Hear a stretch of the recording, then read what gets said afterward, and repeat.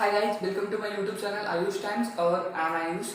सो basically आज का जो ये वीडियो होने वाला है 9 से 10 मिनट का, वो मेरा 2 साल का जो खुद का एक्सपीरियंस है कि क्या बेस्ट प्लानिंग 7 मंथ के लिए हो सकता है नीट प्रिपरेशन के लिए। तो गाइस ये वीडियो को पूरा देखना, ये बहुत हेल्पफुल होने वाला है अगर तुम नीट 2021 के एक्सपीरियंस हो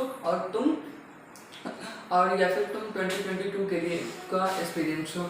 तो देखो, नीट 2021 में 7 मंथ है, ऑलमोस्ट 7 मंथ है। अगर नीट मई में होता है तब तो 7 मंथ है और तुम मतलब कि तुम्हारा प्रिपरेशन हो सकता है किसी लेवल का, किसी बच्चे का प्रिपरेशन अच्छा होगा, किसी का कम होगा। तो ये जो वीडियो होने वाला है ये सब बच्चे के लिए है। अगर तुम्हारा प्रिपरेशन 0 लेवल पे भी है फिर भी कोई दिक्कत नहीं है, अगर तुम्हारा प्रिपरेशन एक अच्छा लेवल पे है फिर भी तुमको कोई दिक्कत नहीं है। तुमको अगर 7 मंथ में पूरे सिलेबस को कवर करना है तो तुम अगर इस स्ट्रैटेजी को फॉलो करोगे तो तुम्हारा बहुत ईजिली तुम्हारा ये सिलेबस जो है कवर अप हो जाएगा। तो नीट में सबसे पहले हम बात करते हैं बुक्स के लिए, क्योंकि अगर तुम्हारे पास बुक्स ही नहीं होगा तो तुम पढ़ोगे कैसे। तो बुक्स के लिए, बुक्स में अगर फिजिक्स का है तो फिजिक्स का जो सबसे बेस्ट बुक मुझे लगता है एमसीक्यू के लिए, जो मैं खुद सॉल्व किया था वो है डीसी पांडे। डीसी पांडे आपको बहुत वेराइटी ऑफ क्वेश्चन आपको उसमें प्रोवाइड कर देता है डीसी पांडे। फिर क्लास का नोट्स, या फिर जहाँ से भी आप थ्योरी पढ़ते हैं वो थ्योरी का आपको पास रहना चाहिए, जहाँ से आप पूरा थ्योरी का कॉन्सेप्ट बिल्ड करोगे। और बाकी क्वेश्चन प्रैक्टिस के लिए डीसी पांडे हो गया।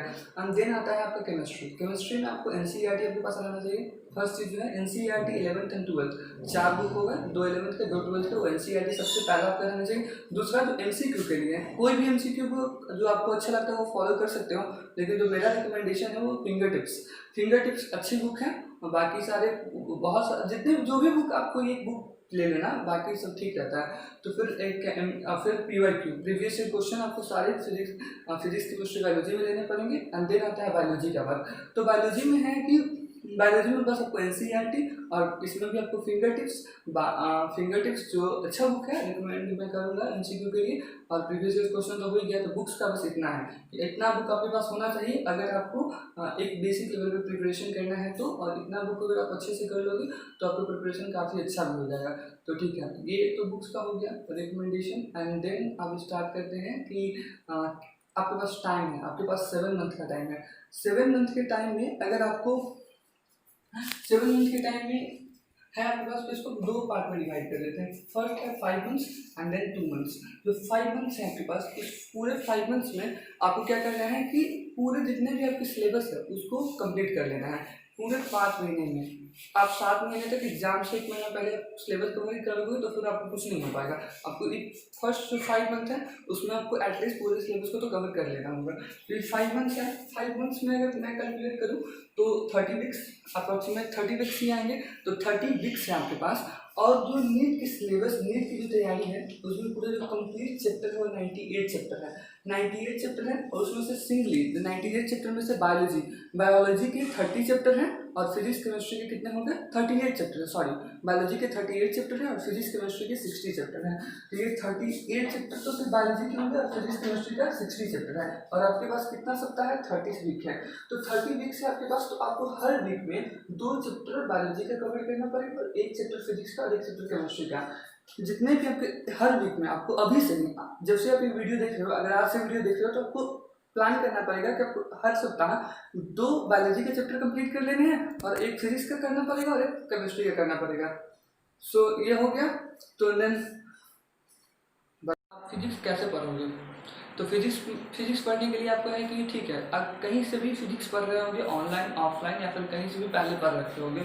तो सबसे पहले आपको फिजिक्स में करना है कि कॉन्सेप्ट को बिल्ड करना है। जब तक आपके पास एक कॉन्सेप्ट नहीं होगा, जैसे कि आप न्यूटन्स लॉ ऑफ मोशन पढ़े, फ्रिक्शन पढ़े, तो सबसे पहले ट्राई कीजिए कि न्यूटन्स लॉ ऑफ मोशन के जितने भी थ्योरी हैं वो सारे न्यूटन्स लॉ की थ्योरी, जो भी एफबीडी बनाना है, जो भी उसमें अप्रोच लगता है वो सब पहले तो ट्राई कीजिए कि सीखने का। उसके बाद से सॉल्व एग्जाम्पल, उसके बाद से इंपॉर्टेंट है कि सॉल्व एग्जाम्पल, उसी चैप्टर के 20-50 जितने से आपको सेटिस्फेक्शन मिल जाए, डू सॉल्व एग्जाम्पल कीजिए। फिर उसके बाद से क्या करना है कि आपको प्रीवियस ईयर क्वेश्चन लगाना है, जिससे आपको ये आइडिया मिले कि एग्जाम में कैसा क्वेश्चन आता है। और अगर वो क्वेश्चन आपको सॉल्व होगा देन आपको क्या होगा कि फिर आपको कॉन्फिडेंस लेवल भी बढ़ेगा। तो प्रीवियस ईयर क्वेश्चन हो गया। उसके बाद से आपको क्या करना है कि एक्सरसाइज के क्वेश्चन करने हैं, जैसे कि 100-150 क्वेश्चन एक्सरसाइज के कर लेने हैं। एक्सरसाइज के क्वेश्चन कर लेना है। तो ये हो गया फिजिक्स का। फिर होता है केमिस्ट्री का बात। तो केमिस्ट्री में करना है कि try to memorise everything.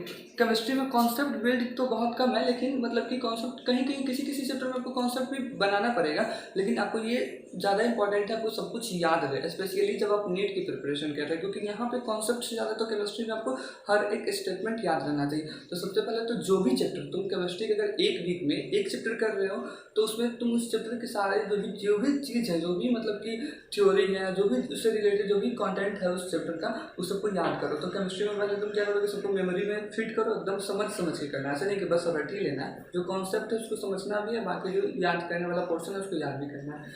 Then हो गया कि सॉल्व सम एमसीक्यू, कुछ एमसीक्यू को भी सॉल्व करना है।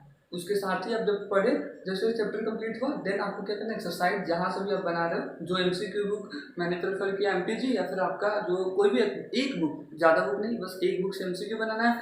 उसके बाद से आपको पीवाईक्यू करना, पीवाईक्यू तो सब जगह करना होता है। और लास्ट जो आता है बायोलॉजी का पोर्शन आता है। बायोलॉजी में क्या करना है ना कि बस एनसीईआरटी, जब तुम बायोलॉजी के 2 चैप्टर पढ़ रहे हो एक वीक में 2 चैप्टर पढ़ रहे हो, तो उसमें क्या करना है कि तुमको बायोलॉजी का हर एक लाइन, एवरी लाइन एनसीईआरटी के तुम्हारे टिप्स पे होना चाहिए। ऐसा नहीं कि ये वाला पोर्शन छोड़ देते हैं फिर बाद में करेंगे, क्योंकि आपका जो भी पूरा शेड्यूल है 5 मंथ का वो कंजेस्टेड है। अगर आप आज काम छोड़ोगे ना तो फिर अगले वीक क्या डिस्टर्ब होगा, मतलब कि सब कुछ कंजिक्यूटिव है, आपको हर चेन की तरह करना ही पड़ेगा। तो इसलिए तो बायोलॉजी में जो 2 चैप्टर है आपको पूरा एकदम लाइन बाई लाइन उसी टाइम पढ़ लेना है, एकदम अच्छे से समरी के साथ, एग्जाम्पल्स, डायग्राम्स, एवरीथिंग। फिर उसके बाद आपको उस जो चैप्टर आप पढ़े उसके, अगर तुम आज चैप्टर पढ़े हो ना तो कल उसके 100-150 एमसीक्यू बना लेना। देन फिर तीसरे दिन क्या करना है, प्रीवियस ईयर बना लेना। सो ऐसा ही अप्रोच करके बायोलॉजी, फिजिक्स, केमिस्ट्री सब को पढ़ना। और तीसरा बात है कि मैंने बोल दिया कि 30 वीक्स है, तो 30 वीक्स में होता है क्या कि तुम्हारे पास कभी आएगा कि इलेक्ट्रोस्टाट है जो बड़ा चैप्टर है, फिर कभी आएगा इलेक्ट्रोमैग्नेटिक वेव है, तो तुमको अपने अकॉर्डिंगली उसको एडजस्ट करना पड़ेगा कि इसमें इस वीक में अगर बहुत बड़ा चैप्टर है जो 1 वीक में नहीं कंप्लीट हो रहा, तो फिर कोई बड़ा चैप्टर है तो कोई छोटा भी चैप्टर है, तो तुम अपने अकॉर्डिंग उसको देख लेना कि तुमको कैसे करना है। अब बात है कि फिर वैकेशन भी आएगा, तो इसीलिए है कि तुमको सब कुछ एकदम बैलेंस वे में करना पड़ेगा कि कभी तुम्हारा कुछ हो गया, तबीयत ही खराब हो गया, फिर कभी कुछ हो गया, लेकिन तुम्हारे जो टाइम एग्जाम का डेट तो बढ़ने का नहीं है ना, तो तुमको ट्राई करना पड़ेगा कि जो मेरा 1 वीक में हम ज़्यादा कवर करने का कोशिश करें जितना हम कर सकते हैं, ताकि मेरा जल्दी सिलेबस कंप्लीट हो। ये है 5 मंथ्स का प्लान। अब है 2 मंथ्स की बात करते हैं, ये जो 2 मंथ बचा, तो 2 मंथ में क्या करना है ना, इसको भी 2 सेक्शन में आपको डिवाइड कर लेना है, 1 मंथ एंड 1 मंथ। 1 मंथ में पहले जो फर्स्ट 1 मंथ है उसमें क्या करना है, पूरा जो भी आपका सिलेबस है, होल सिलेबस, उस पूरे सिलेबस को क्या करना है ना कि आपको 4 पार्ट में डिवाइड कर देना, मतलब 4 पार्ट में, मतलब कि जैसे कि फिजिक्स का है तो फिजिक्स में अगर मान लो कि 10 चैप्टर है, तो 10 चैप्टर को 12 चैप्टर है, लेट सपोज कि फिजिक्स में अगर 12 चैप्टर है तो उसको 4 पार्ट में डिवाइड करेंगे तो 3 आएगा।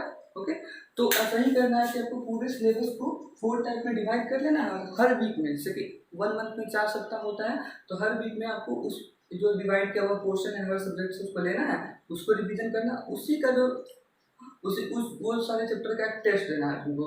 तो ऐसे क्या होगा, तुम आसानी से पूरा एक बार सिलेबस जो तुम पिछले 5 महीने में पढ़े हो उसको 1 महीना में रिवाइज कर लिए, आगे वो रिवाइज हो गया। फिर अब जो नेक्स्ट 1 मंथ है, अब इस नेक्स्ट 1 मंथ में आपको क्या करना है कि आपको पूरा सिलेबस तुम्हारे ब्रेन में है, फिर आपको एटलीस्ट कम से कम 10 फुल टेस्ट तो लेना ही है, 10 फुल टेस्ट आपको, या फिर मॉक टेस्ट आपको कहीं से भी जो जैसा नीट टाइप का हो उस टाइप का आपको अटैम्प्ट करना है, एकदम एग्जाम लाइक इन्वायरमेंट में बैठ के, फिर उसका मार्क्स एनालिसिस करना है, जो गलती हो रहा है उसको एलिमिनेट करना है। उसके बाद ये टेस्ट तो देते ही रहोगे तुम, और साथ साथ में तुम्हारा सिलेबस जो है उसको भी 3 से 4 बार तुमको रिवीजन करना पड़ेगा पूरा, क्योंकि तुम ऑलरेडी एक बार कर चुके हैं, तो फिर तुम 5-6 दिन में अपना एक बार सिलेबस को पूरा फुल सिलेबस को एक बार कवर कर सकते हो। तो ये तो thanks for watching my video. अगर तुम ये स्ट्रैटेजी को फॉलो करोगे तो तुम्हारा नीट में बहुत अच्छा मार्क्स आएगा। ये मेरा खुद का एक है कि जो 2 साल में मैंने एक्सपीरियंस गेन किया है, उसी बेसिस पे मैं वीडियो बना रहा हूँ। सो थैंक्स, इसको फॉलो करना, और थैंक्स फॉर वॉचिंग, और वीडियो को लाइक कर देना और चैनल को सब्सक्राइब कर देना।